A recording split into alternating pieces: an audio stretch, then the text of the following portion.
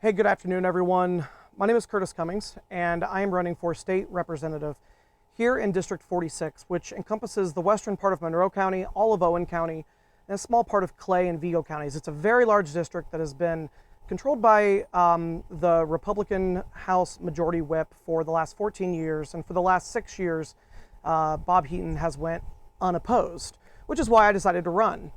But we're here to talk specifically about a woman's right to her own reproductive health.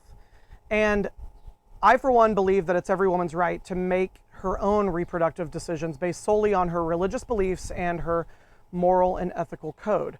Listen, no woman plans to have an abortion. It's certainly not on a bucket list somewhere.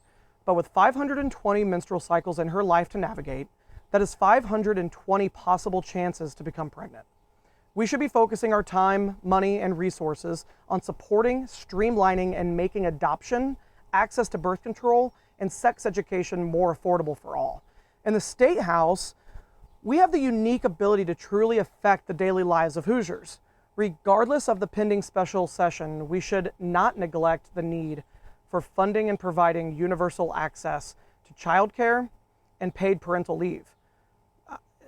In today's economy, it's simply impossible to provide for a family on just one income. You can't do it.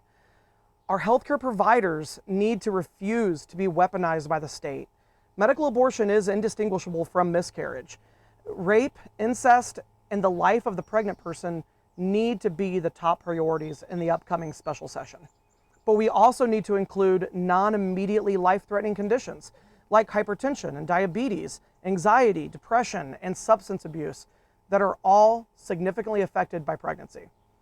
A lot of the people who are defending the Supreme Court decision to overturn Roe are saying that women who become pregnant due to rape will always have an exception, that they will always be able to have an abortion regardless of the circumstances, but that's just not true.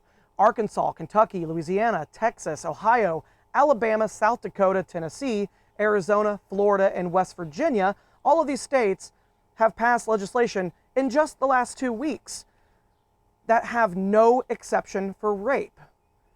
So what that means is that we're about to live in a country where a woman can be the victim of rape, can become pregnant, and be forced to carry her rapist baby to term.